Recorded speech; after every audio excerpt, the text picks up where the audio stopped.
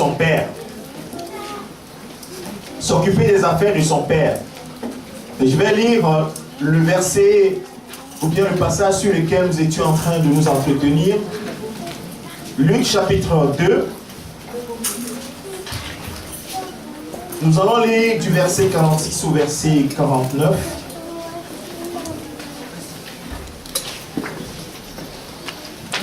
Au bout de 3 jours, ils le trouvèrent dans le temple. Ils trouvaient Jésus. Les parents de Jésus ont trouvé Jésus dans le temple, assis au milieu des docteurs, les écoutant et les interrogeant. Tous ceux qui l'entendaient étaient frappés de son intelligence et de ses réponses. Quand ses parents le virent, il fut saisi d'étonnement. Et sa mère lui dit, « Mon enfant, pourquoi as-tu agi de la sorte avec nous? Voici ton père et moi, nous te cherchions avec angoisse. » Verset 49, il leur dit, « Pourquoi me cherchiez-vous? Ne saviez-vous pas qu'il faut que je m'occupe des affaires de mon père? Ne saviez-vous pas qu'il faut que je m'occupe des affaires de mon père? » Amen. Nous allons prier.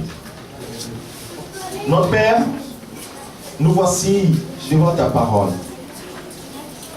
Révèle ta volonté à chacun d'entre nous. Et parle-nous. Et que, Seigneur, nous qui sommes tes serviteurs, nous t'écoutions. Ta parole est la vie. Cette parole nous enseigne. Elle rentre en nous. Elle fait son effet avant de te revenir. Ce matin, Seigneur, que cette parole soit accompagnée par ton Esprit Saint, afin que les cœurs qui la saisissent, Seigneur, la saisissent sur une terre qui soit propre, une terre fertile, pour que, Seigneur, cette parole germe et porte du fruit pour la gloire de ton Seigneur. Béni sois-tu, Père, au nom de Jésus, nous allons prier. Amen. Nous avons la dernière fois, le dimanche dernier, introduit ce sujet en disant que nous ne connaissons pas beaucoup de choses sur l'enfance de Jésus, en dehors du fait qu'on a parlé de sa naissance, jusqu'à ce que Jésus, lors de la circoncision, a été présenté au temple, et toutes les prophéties qui ont accompagné, qui ont entouré sa naissance. Et après, la Bible nous dit qu'à 12 ans, Jésus vient à Jérusalem célébrer la Pâque avec ses parents. Ses parents, donc, vivaient, et Jésus a grandi à Nazareth, et donc il descendait donc, de la Galilée, donc il descendait en Judée, donc jusqu'à Jérusalem, pour pouvoir célébrer la Pâque. Et la Pâque se célébrait un seul jour, et à partir du lendemain, il y avait ce qu'on appelle la fête des pains sans levain. Et cela durait toute une semaine. Et donc, en gros, on dit souvent que cette Pâque des Juifs dure une semaine. En réalité, la Pâque, c'est un jour, avec le lendemain, la fête des pains sans levain. Et donc, les Juifs de toutes contrées venaient à Jérusalem pour célébrer la Pâque. Donc, c'est ainsi que Jésus et ses parents également sont venus. Comme toutes les familles juives venaient à Jérusalem. Et qu'après cette célébration, ils retournaient à Nazareth, mais se sont rendus compte en chemin que Jésus n'était pas avec eux. Et comme c'est des familles, donc plusieurs familles, et donc les enfants sont en groupe en train de jouer, donc c'est normal que Jésus ne soit pas visible. On se dit, ah, peut-être qu'il est avec les enfants de l'autre côté, comme nous aussi, avec nos enfants. Mais après, ils se sont rendus compte que non, il n'était pas là, l'enfant n'était pas là. Ils ont cherché l'enfant partout. Ils sont revenus à Jérusalem, ils ont cherché l'enfant partout pendant 3 jours.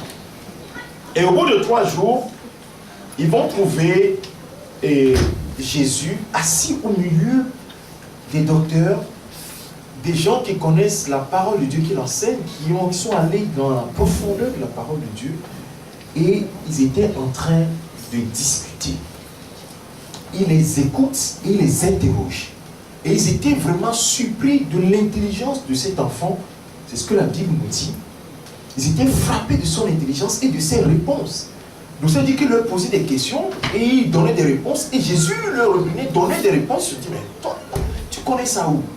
Donc à 12 ans, qui est l'âge à peu près de la maturité où l'enfant pouvait comprendre ce que c'est la loi, Jésus comprenait parfaitement les choses concernant la loi. Mais ce n'est pas vers ça que je voudrais attirer votre attention. La Bible dit que les parents de Jésus se sont approchés et ont appelé l'enfant et lui disent, mais qu'est-ce que tu nous as fait?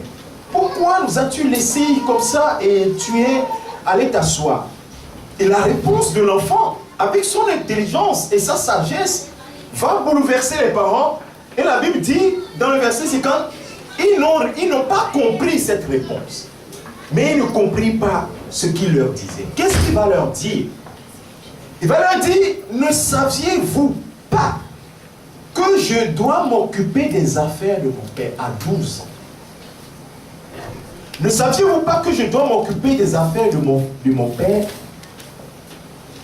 Et quand j'ai encore réexaminé cette parole et que je vois dans plusieurs versions de la Bible ce que ce verset voulait dire, ou bien cette déclaration, les différentes traductions pour essayer de cerner la profondeur de cette déclaration, la Bible, la traduction parole vivante, nous dit, je cite juste le verset 49, pourquoi vous êtes-vous fait du souci? C'est-à-dire que Jésus leur disait, pourquoi aux parents, pourquoi vous vous êtes fait du souci pour moi? Leur répondit Jésus, pourquoi m'avez-vous cherché? Vous ne saviez donc pas que je dois être dans la maison de mon Père, que je dois m'occuper de ses affaires? Voilà la traduction de la parole vivante, ce verset 49. Ne savez-vous pas que je dois être dans la maison de mon Père, que je dois m'occuper de ses affaires? C'est ça, mon rôle. Et nous comprenons plus tard, la Bible dit que ses parents n'ont pas compris. Je me dis, mais qu'est-ce qu'il nous dit là? Les affaires de son Père, c'est quoi ces affaires? En réalité, Jésus voulait leur dire que je dois me soumettre à la volonté de mon Père et que je dois faire sa volonté. Et sa volonté, c'est que je sois dans sa maison et que je m'occupe des affaires concernant sa maison. Ok?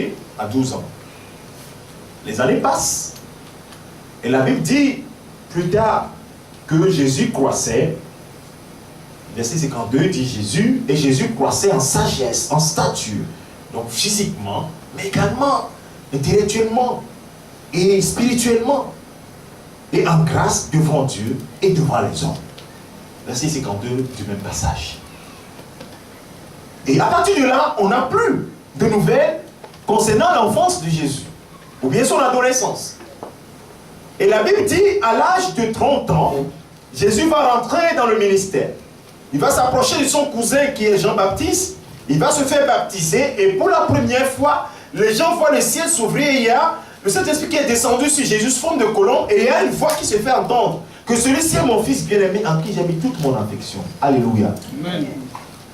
Et donc on voit dans le parcours de Jésus, donc ça dit que ce que Jésus a déclaré, nous devons suivre le parcours de Jésus pour comprendre ce qui veut dire s'occuper des affaires de son Père.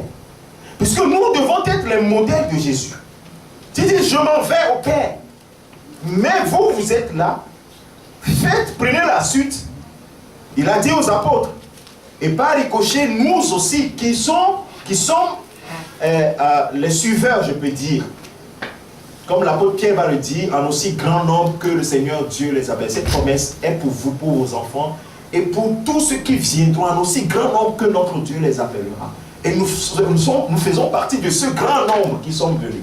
Et donc, en examinant la vie de Jésus, nous comprenons alors qu'est-ce que cela veut dire de s'occuper des affaires de son Père. Parce que ça va nous intéresser, bien aimés.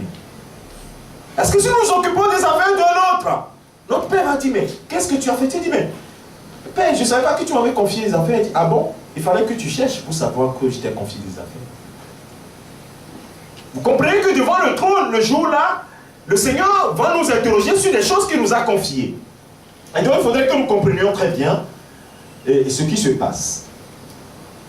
Et donc, Jésus-Christ, à l'âge de 30 ans, la Bible dit, donc après le baptême, conduit par le Saint-Esprit, il a été éprouvé dans le désert.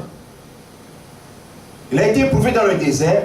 Et après, la Bible dit, toujours dans Luc chapitre 4, il dit, Jésus rempli du Saint-Esprit, Jésus rempli du Saint-Esprit a été conduit dans le désert. Maintenant, Jésus revêtu, de verset 14, Jésus revêtu de la puissance du Saint-Esprit, sa renommée a commencé par se faire voir. Et qu'est-ce qu'il va faire? Il va rentrer dans la synagogue, il va prendre le rouleau, et il va ouvrir Ésaïe chapitre 61, et il va lire le rouleau. Il va dire, l'Esprit du Seigneur est sur moi. L'Éternel m'a oint pour annoncer une bonne nouvelle aux pauvres.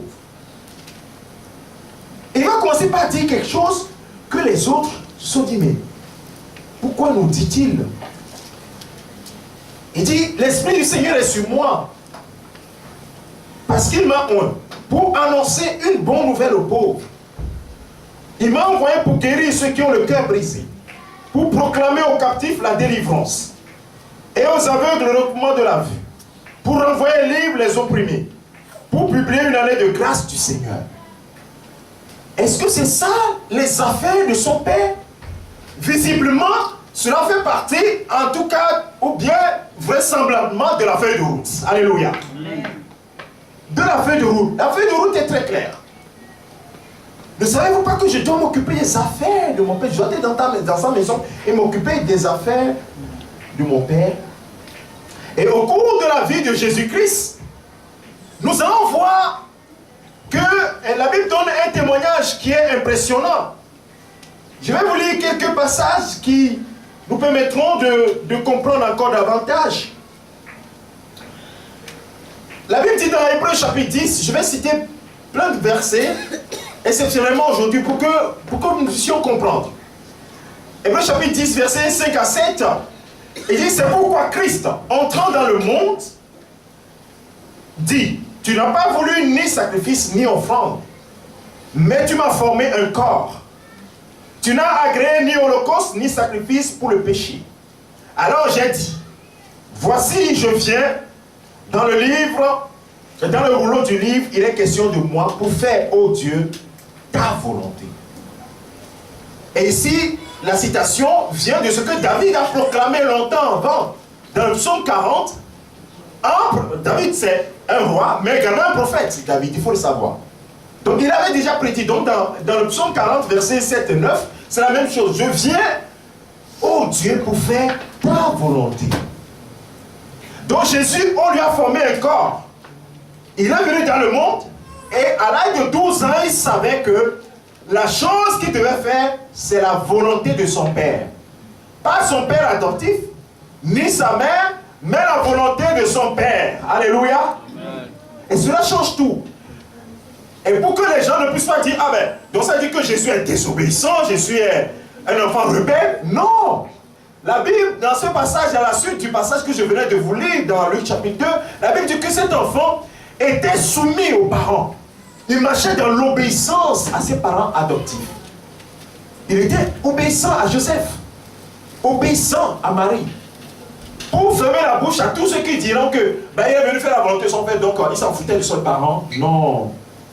Attention, sinon il ne dirait pas par les apôtres, après par le Saint-Esprit, que honorer, enfants, honorer vos parents, ainsi de suite, ainsi de suite. Donc vous comprenez que le Seigneur, c'est lui-même la parole. Et il obéit à la parole. Amen.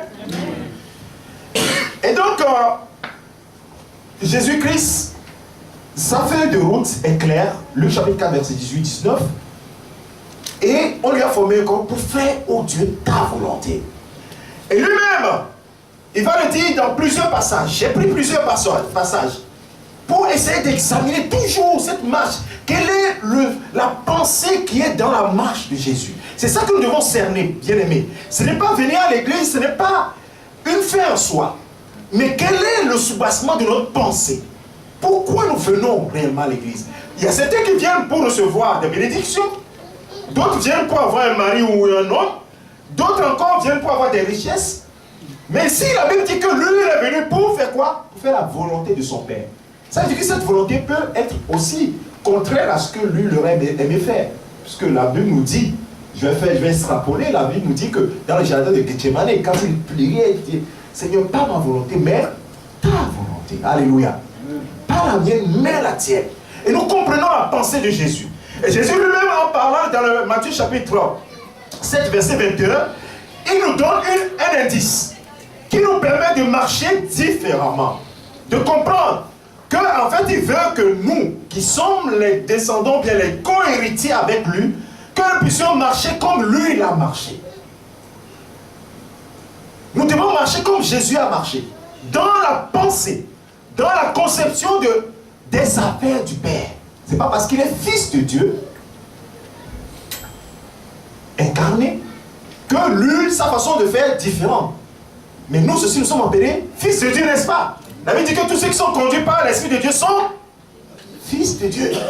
Alléluia. Amen. Donc, il ne faut pas usurper cette appellation en vain. Il ne faut pas l'usurper, il faut mériter. Mériter le nom de fils de Dieu.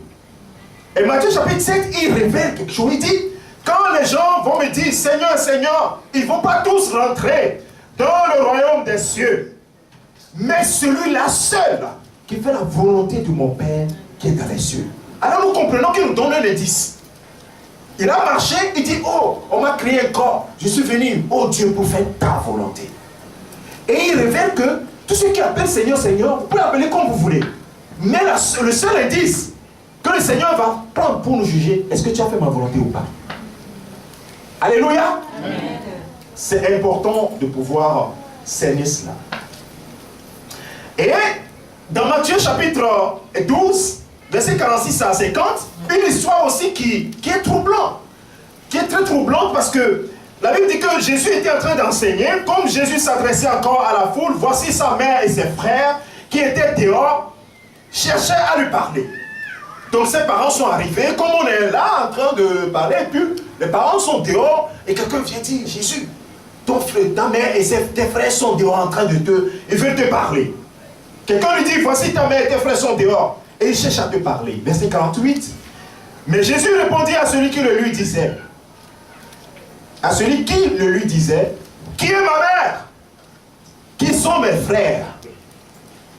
Puis, étendant la main sur ses disciples, il dit, voici ma mère et mes frères. Alléluia. Amen.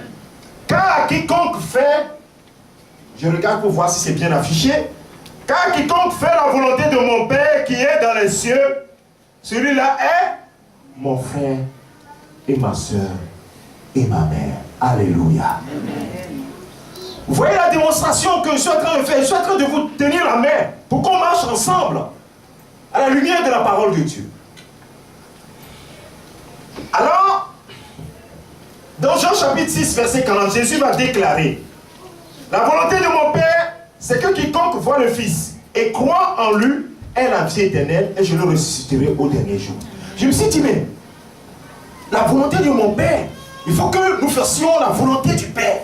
Et quelle est cette volonté, Seigneur? Révèle-moi cette volonté. Il dit, la volonté de mon Père, c'est que quiconque, Jean chapitre 6, verset 40, quiconque voit le Fils et croit en lui ait la vie éternelle et je le ressusciterai au dernier jour. Donc la volonté du Père, c'est de sauver les âmes. C'est que Jésus soit montré aux gens et que les gens croient en Jésus et que Jésus les sauve. Alléluia. Amen. Donc ça veut dire que tout ce que je dois faire, je dois montrer Jésus aux gens. Il dit la volonté de mon Père, c'est que quiconque voit le Fils et croit en lui. Alors frère, donc les gens disent, moi je ne connais pas la volonté du Père pour moi. Je suis en train de te révéler la volonté du Père, parfaite du Père. Vois Jésus, crois en Jésus. Et qu'au dernier jour, Jésus les ressuscite. C'est la volonté du Père. Et donc dans le ministère de Jésus, on va voir comment Jésus marchait. La parole de Dieu, elle est très intéressante. Elle est profonde. Plus tu prends un fil que tu tires, tu as envie d'aller encore plus profondément pour comprendre les choses. Alors, dans le ministère de la manifestation, parce qu'il a dit, je suis venu pour annoncer une bonne nouvelle, pour guérir les cœurs brisés, pour annoncer la délivrance à ceux qui sont dans les prisons, et ainsi de suite. Alors, la Bible donne un témoignage. Et les apôtres, ayant vécu avec Jésus-Christ, la Bible dit, vous savez dans Actes des Apôtres chapitre 10 verset 38, il dit, vous savez comment Dieu a un du Saint-Esprit de force, Jésus de Nazareth, qui allait, j'aimerais que vraiment votre attention soit sur ce verset, qui allait, ça nous sommes maintenant dans la pratique. Nous avons vu l'esprit qui est derrière, faire la volonté de mon Père. L'objectif est clair, donc ça c'est la conception. Comme dans toute entreprise, quand tu veux avancer, il faut que tu te donnes une vision, tu te donnes des objectifs. Maintenant, on va arriver sur les actions, les choses pratiques. Alléluia. Amen. Et c'est pourquoi ouvrez votre intelligence. Il dit, Jésus, il était oint du Saint-Esprit de force, Jésus de Nazareth, qui allait de lieu en lieu. En faisant quoi? Ah, là c'est dans l'action. Ce n'est plus une conception, mais c'est dans l'action. En faisant du bien et en guérissant tous ceux qui étaient sous l'empire du diable, pour les sortir de cet empire-là et les ramener sous une autre domination qui est la domination de Christ, dans le royaume de Christ. Alléluia. Amen. C'est comme si on donne la vision et on donne les objectifs qui sont des choses pratiques. Parce qu'après, tu peux évaluer les choses pratiques. Il allait de lieu en lieu pour mettre en pratique cette vision en faisant du bien et en sortant les gens de l'empire du diable pour les ramener dans son royaume. Alléluia. Donc toute son action sera de ramener les gens, de faire du bien et de ramener les gens de la mort à la vie. Et c'est l'apôtre Paul qui va encore révéler cela. Quand il parlait, je pense, et il était dans le Sanhédrin, on l'interrogeait et puis il disait, et la mission que j'ai, c'est de révéler Christ en amenant les gens de l'esclavage du diable à l'esclavage de Dieu. C'est-à-dire passer d'un empire qui est un empire tyrannique à un empire de paix. Alléluia. Amen. Alors, qu'est-ce que nous avons à faire dans la pratique? Les gens se disent, oui, la vision, peut-être que nous comprenons. Mais que dois-je faire? Comme le jour de la Pentecôte, les gens se sont frappés la poitrine. Mais Pierre, tu as prêché, nous avons entendu, nous. Mais homme frère, que devons-nous faire alors? Alléluia. Dans vos cœurs, vous vous dites, mais pasteur, alors, qu'est-ce que nous devons faire? Oui, je vais vous le dire. Alléluia. Il faisait du bien. Et il y a plein de témoignages. Je vous épargne les détails de tous les miracles que le Seigneur a fait. La Bible dit qu'il délivrait de l'empire du diable. Toutes sortes de délivrances, de guérisons. Nous avons vu sur le chemin de Jésus les Bartimée, les femmes à tête de perte de sang. Cette femme qui avait son enfant qui était décédé. Et cette cananéenne qui était venue en suppliant, cette syrophénicienne en suppliant Jésus. Nous avons vu plein de choses où Jésus faisait du bien. Il est allé même jusqu'à multiplier du pain aux gens. Les gens ont dit oui, il fait des miracles, mais multiplier du pain quand même. Et il n'y avait que 5 pains. Il a pris le pain, il a rendu grâce. On a distribué, des milliers de personnes ont pu manger. Il faisait du bien. Il connaissait le besoin des uns et des autres.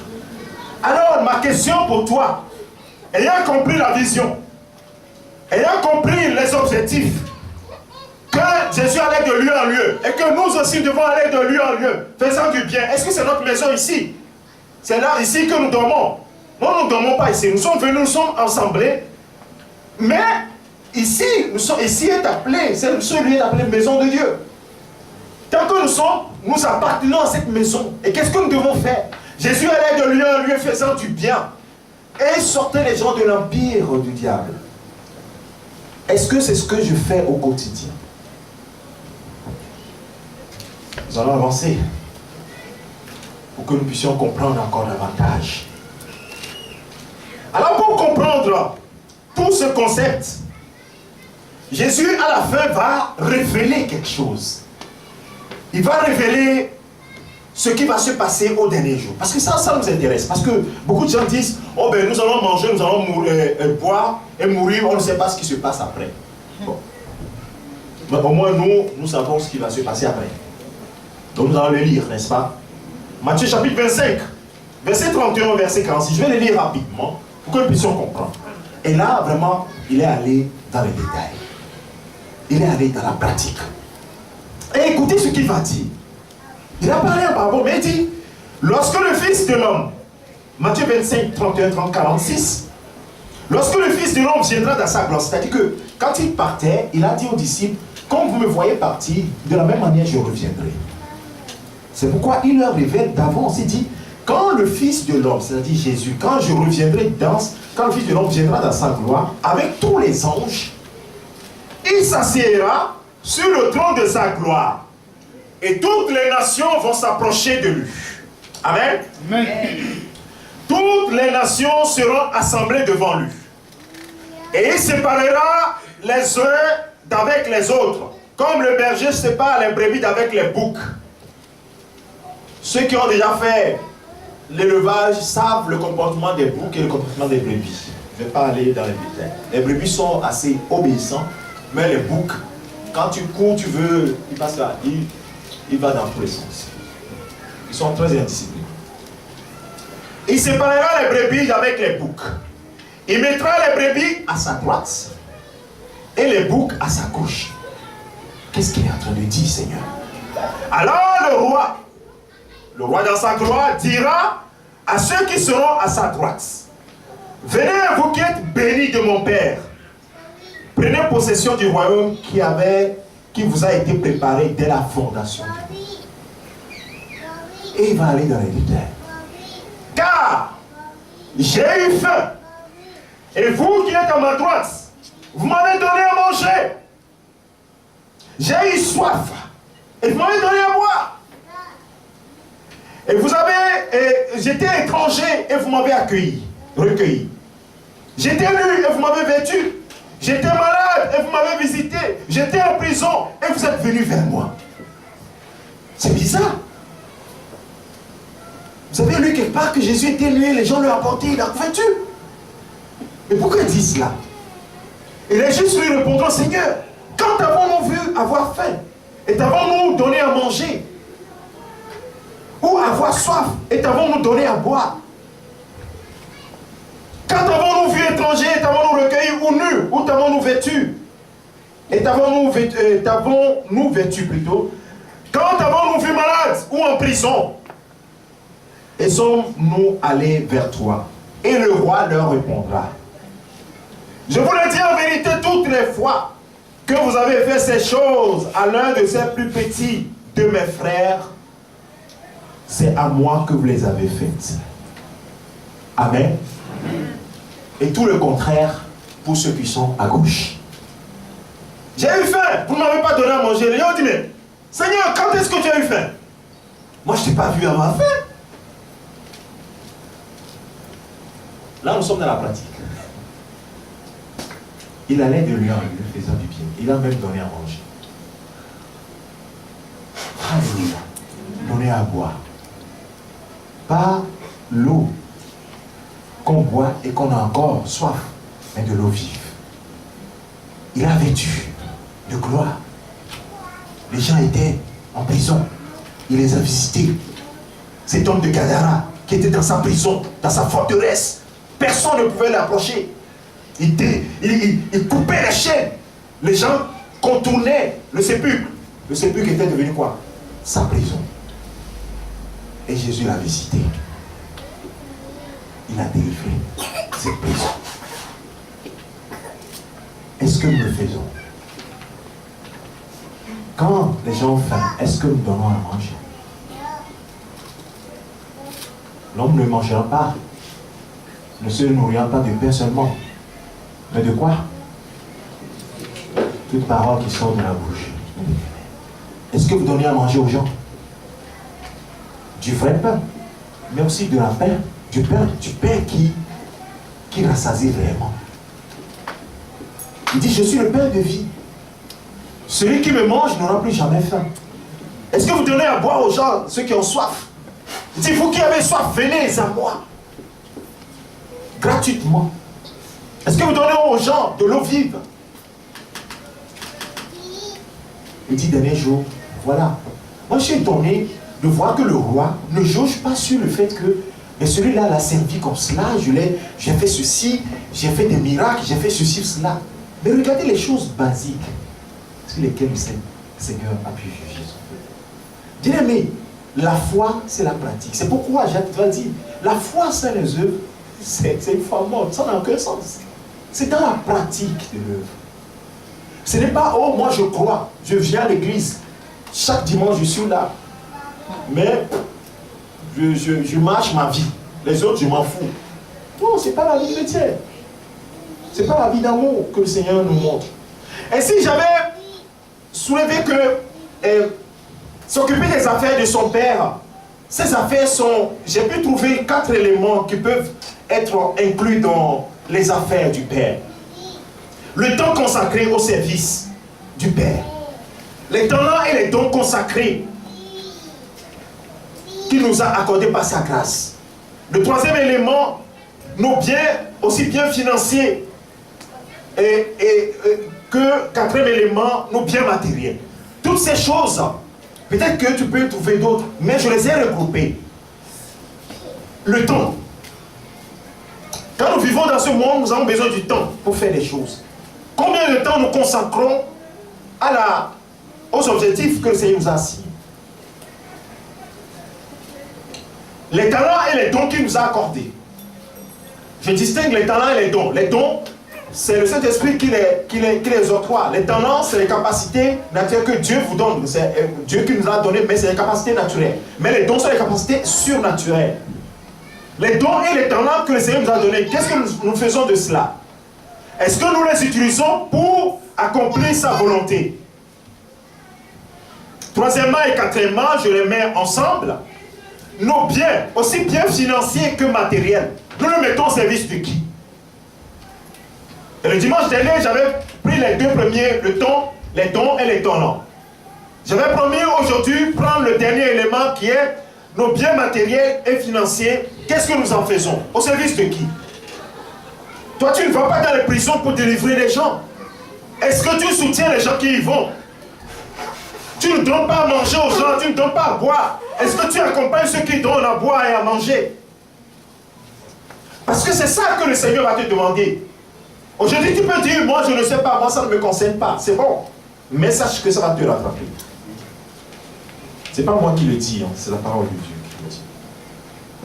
Et si je vais juste, cela me pousse à parler d'un sujet qui est assez important, qui est le sujet aujourd'hui des moyens financiers que nous avons, comment nous les utilisons. Nous aimons demander au Seigneur de nous bénir par un emploi, de nous bénir par beaucoup de choses. Mais est-ce que nous utilisons cela à son service? Regardez ce que le Seigneur va dire à son peuple dans le désert. Vous m'excusez d'avoir dépassé, mais c'est important que nous puissions... Je vais citer plein de versets pour témoigner de cela. Peut-être que je vais revenir là-dessus parce que c'est important. En cette fin d'année, que nous puissions comprendre les pensées de Dieu pour bien bâtir les objectifs de l'année prochaine 2018 pour chacun d'entre nous. Chacun doit avoir un objectif. Le Seigneur donne une ordonnance à son peuple. Dans Exode chapitre 28, verset 38, elle sera sur le front d'Aaron et Aaron sera chargé des iniquités, en parlant des biens financiers et matériels, sera chargé des iniquités commises par les enfants d'Israël en faisant toutes leurs 7 offrandes. Elle sera constamment sur son front devant l'Éternel pour qu'il leur soit favorable. Il parle des offrandes et il va leur dire, dans le chapitre 35, on va aller vite, ne projette pas, je vais citer ce verset très rapidement. Quand je te dirai d'afficher, tu affiches. Chapitre 35, verset 29, il dit, tous les enfants d'Israël, hommes et femmes, dont le cœur était disposé à contribuer pour l'œuvre que l'Éternel avait ordonnée par Moïse, apportaient des offrandes volontaires à l'Éternel. Parce qu'ils avaient compris que Moïse avait une mission, c'est de bâtir le tabernacle et de faire la volonté du Seigneur, de l'Éternel qui les a délivrés. Et qu'est-ce qu'ils font? Ils font quoi? Des offrandes volontaires. Ils apportaient des offrandes volontaires. Voilà la pensée qui est derrière. Ce n'est pas pour que Moïse en jouisse. Alléluia. Amen. On continue. dans le chapitre 36, verset 3, la Bible dit qu'il prit devant Moïse toutes les offrandes qu'avaient apportées les enfants d'Israël pour faire quoi? Les ouvrages destinés au service du sanctuaire, au service de la maison. Ne savez-vous pas que je dois être dans la maison de mon Père et que je dois faire tout, je dois m'occuper de ses affaires? Ce qui concerne les affaires de la maison, ils apportaient des offrandes et tout ce qui était nécessaire pour que Moïse puisse l'utiliser pour destiner au service du sanctuaire. Alléluia. Amen. Mais ce peuple, en marchant, arrivé à un moment donné, se sont dit, bon, moi je m'en fous de ces offrandes, tout cela. Et le Seigneur va leur faire une reproche. J'aimerais que vous suiviez bien la pensée. Hein? Et le Seigneur commence par leur dire, pas une prophétie. Dans Malachie chapitre 3, verset 8, il commence par leur dire, un homme trompe-t-il Dieu? Dieu leur pose question, il dit, un homme trompe-t-il Dieu? Quand vous me trompez, et vous dites, en quoi t'avons-nous trompé?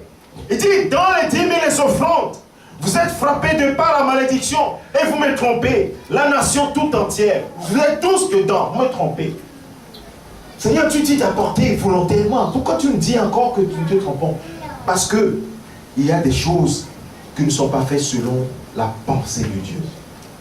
Parce que la pensée de Dieu pour eux était, c'est là que vous présenterez vos holocaustes, vos sacrifices, vos dîmes, vos prémices, vos offrandes, en accomplissement d'un vœu, vos offrandes volontaires et les premiers-nés de vos gros et de vos menus bétail. Je suis en train de lire dans Deutéronome chapitre 12, verset 6. Nous comprenons que les biens des Israélites, Dieu le considère comme c'est moi qui vous ai offert cela. Et vous me le devrez en retour. Volontairement. Je ne vous l'exige pas, mais volontairement, pour me montrer que vous m'aimez et que vous avez compris le message. C'était ça dans la loi. Et je suis étonné qu'aujourd'hui, les gens se disent, oh ben, les dîmes, les offrandes, c'est pour l'ancien temps. Non, il y a la lettre, il y a l'esprit de la lettre. C'est ça qu'il faut comprendre, bien aimé. Quand vous voulez comprendre la parole de Dieu, la lettre tue, mais qu'il y a l'esprit qui est derrière. Comprenez ce qui est derrière. C'est pour le servir dans mon sanctuaire, pour essayer pour qu'il y ait toujours, et mon sanctuaire soit en honneur à moi. Ainsi, la question que je vais te poser, est-ce que tu utilises tes biens matériels et financiers aussi pour honorer ton Dieu, sachant que tout vient de lui? Tu dois m'occuper des affaires de mon Père. Il t'a confié de l'argent, il t'a confié un emploi. Comment le gères-tu? Est-ce que tu le gères en ayant toujours à penser que je suis né pour t'honorer?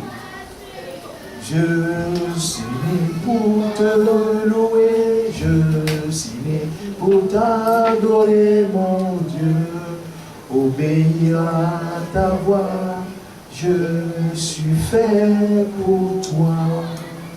Est-ce que nous le comprenons? Bien aimé. Ainsi, il dit, dans le Proverbe chapitre 3, versets 9 à 10, honore l'Éternel avec tes biens et avec les prémices de ton revenu, alors tes greniers seront remplis d'abondance et tes cuves regorgeront de mou. Honore l'Éternel. Proverbe chapitre 3, versets 9 à 10. Et j'ai plein d'autres versets que je peux vous citer. Pour vous dire, bien aimé, donc, dans ta pensée, quand tu fais des choses à Dieu, ce n'est pas dans l'objectif de l'honorer, de pouvoir faire avancer son objectif, sa vision, alors là, tu es en train de faire quelque chose qui n'est pas bon. Jésus allait de lieu en lieu faisant du bien et bénissant ceux qui étaient sur son chemin. Dans Jacques chapitre 5, je finirai par là. Dans Jacques chapitre 5, la Bible dit que si Jacques chapitre 4, verset 17. J'aimerais que tu affiches là. Et je finirai par là. Ne savez-vous pas que je dois m'occuper des affaires de mon Père? Jacques chapitre 4, verset 17. Je ne sais pas si tu penses. Oh, quand je vois les gens, quand ils vont au supermarché, ils passent 4 heures pour faire les courses. Et quand ils viennent devant dans la maison du Seigneur, ils sont pressés de partir Alors je me dis, quel est l'esprit qui est derrière l'adoration que nous avons? On comprend que tu peux avoir un programme, c'est normal qu'on puisse avoir un programme et aller dans le programme. Mais quand tu n'as pas de programme, nous devons laisser là le temps ouvert, que nous puissions passer, que tu puisses passer du temps. Tu ne regardes même pas ton frère, ta soeur, passer du temps devant ton père. Qu'est-ce que je dis? 4 ou 5, 17. Attendez que je vérifie rapidement. 4, 17. Jacques 4, verset 17. Celui donc qui sait faire ce qui est bien et qui ne le fait pas, commet un péché. Il faut le savoir. Tu sais faire du bien. Tu sais te mettre dans le cœur, faire du bien. Et tu dis, je ne le fais pas. Tu commets le péché. Ce n'est pas dans l'Ancien Testament, c'est dans le Nouveau Testament. Donc il y a plein d'enseignements sur YouTube, sur plein de choses. Oh, maintenant, ne donnez pas vos dîmes, les offrandes, laissez ça dans vos poches. Les pasteurs sont en train de vous arnaquer. Oui. Oui. C'est vrai, les pasteurs sont en train d'arnaquer les gens. Est-ce que c'est pour autant que la pensée qui est derrière ce que le Seigneur a donné est désuète?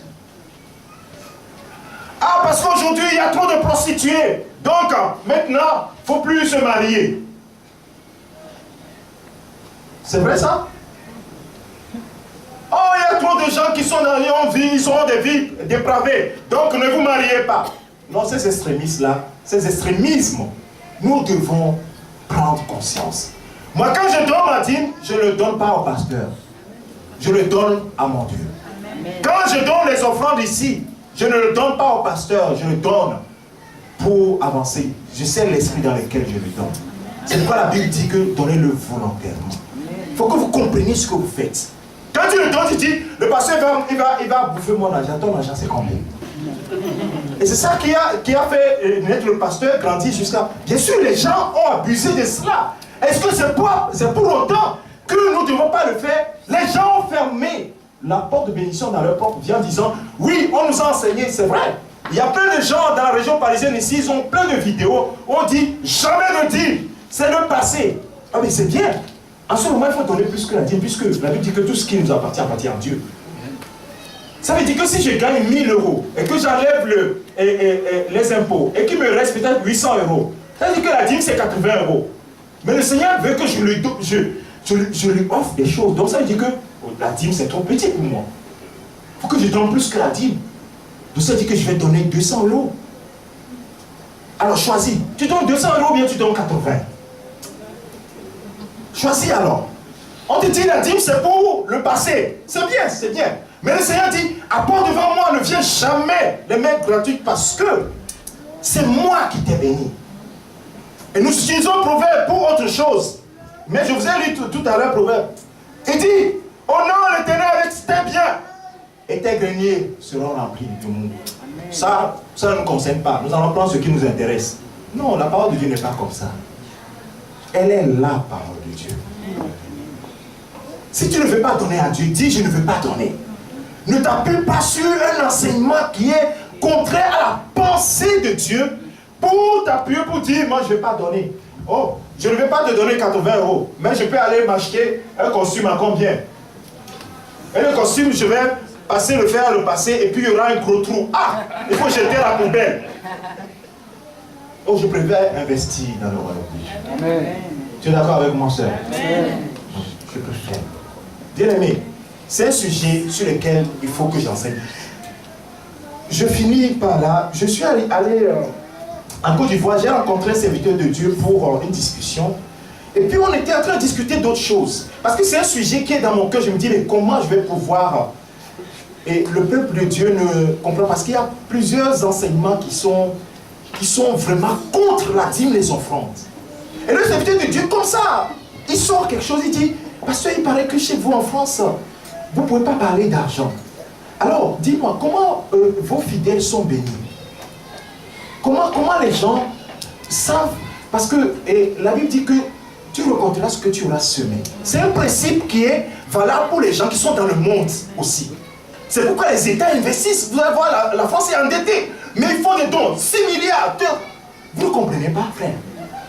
Les gens dans le monde font des dons. Pourquoi ils font ça? C'est un principe qui est normal, ce n'est pas... C'est un principe normal. Quand tu donnes, tu reçois. C'est comme ça, ça se passe. Il me dit, mais comment les gens sont bénis? Il dit, ah, c'est difficile de parler de ces sujets parce que les fidèles ne sauront rien. Il dit, pasteur, vous faites mal. C'est pas parce que les gens sont en train d'abuser des serviteurs de Dieu, les serviteurs de Dieu sont en train d'abuser que vous n'allez pas parler au peuple de Dieu de ce qui est la parole de Dieu. Dites-leur et qu'ils ne le fassent pas. Un jour, le Seigneur a dit, vous avez dit et ils ne l'ont pas fait. C'est tout. Amen. Et la première fois, bien la deuxième fois que j'ai parlé de ce sujet de façon bien claire dans ce lieu, j'étais à genoux en train de prier.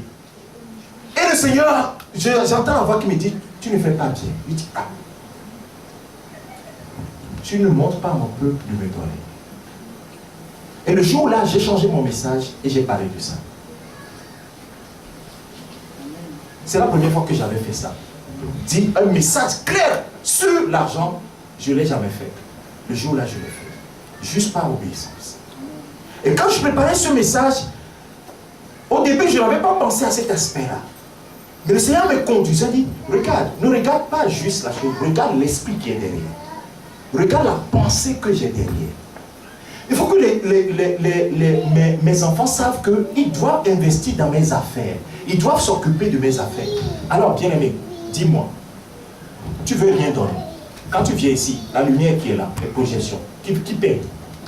Dis-moi. Quand nous allons dans les associations dans le monde, comment nous faisons? Quand les gens vont faire, on va faire le pot de départ dans nos travail, comment on fait? 20 euros, 30 euros, 40 euros, 50 euros, on donne. Mais quand on vient à la maison de Dieu, ah, c'est pour le pasteur, on ne veut pas donner. Non, frère, tu n'as pas besoin d'enseignement là. Il y a certaines choses, on n'a pas besoin de nous enseigner. La Bible dit que le Saint-Esprit témoigne à notre cœur.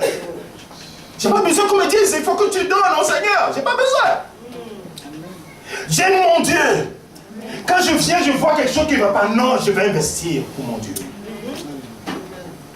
Les gens ne veulent pas investir leur temps. Combien de fois nous avons dit, oh, il faut faire ceci. Aujourd'hui, j'étais en train de jouer. Le frère Jacques est en train de lutter avec la batterie. Je dis que le Seigneur te bénisse. Dis, frère, combien de temps tu investis dans les choses de Dieu? C'est la maison de ton père, ce n'est pas la maison du pasteur. Hein? C'est la maison de ton père. Combien de temps tu investis? Il y a des services, beaucoup de gens viennent vous croiser les bras. Qui va faire? Il faut que les gens ont besoin de prier. Qui va prier? S'il n'y a personne pour prier dans le groupe d'intercession, qui va prier pour les autres? Il faut aller délivrer les gens sont dans les prisons, il faut les ramener. Il faut faire l'évangélisation. Si tu n'évangélises pas, qui va le faire?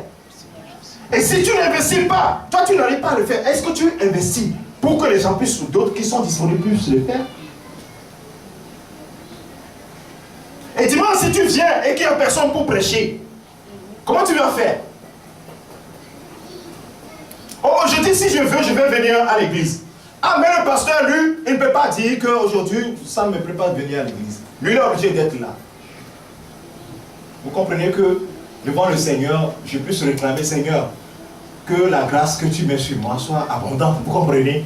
Et personne ne peut me le réclamer parce que je dis, mais Seigneur, regarde, il faut que je sois là tout le temps. Mais les gens sont là où nous ne sommes pas là, il faut que moi je sois là. Alors Seigneur, déverse ta grâce sur moi pour que j'ai une santé ferme. Alléluia. Amen.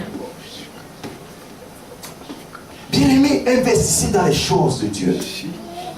Investis dans les choses de Dieu. Ton argent, on va revenir dessus une fois. Je vais le dire et le dire. Que le peuple de Dieu n'écoute pas. En ce moment, Dieu va dire, mon peuple ne m'écoute pas. Parce que nous le faisons dehors. Et nous ne le faisons pas pour la maison de Dieu. Quand il s'agit de payer la salle, c'est le pasteur aussi qui va encore sortir ou bien les frères. Oui, l'église, comme vous le voyez là, repose sur quelques têtes. Les finances reposent sur quelques personnes. Le financier est là. Il peut vous projeter les choses. Quand on fait juste l'estimation, je suis en ligne, il ne faut pas que je dise certaines choses. Que le Seigneur bénisse ses paroles dans ton cœur. Amen. Et que le Saint-Esprit te parle dans ton cœur. Fais ce qui est bien. Fais ce qui est bien. Pas ce que les gens te disent de ne pas faire. Fais ce qui est bien. Quand ton enfant a besoin d'habits, tu lui achètes des habits. Tu n'entends pas qu'on te donne à l'extérieur un conseil. la maison de ton père a besoin de quelque chose, tu n'as pas besoin que quelqu'un d'autre te donne un conseil. Fais-le. Si tu sais faire du bien, tu ne le fais pas. La Bible dit que c'est un péché. Il y a des choses, il dit, vous me trompez. Vous me volez par les dîmes que vous ne me donnez pas, les offrandes. Et le peuple de Dieu disait, mais comment nous te trompons? Et Dieu dit, gardez vos offrandes, vos dîmes pour vous.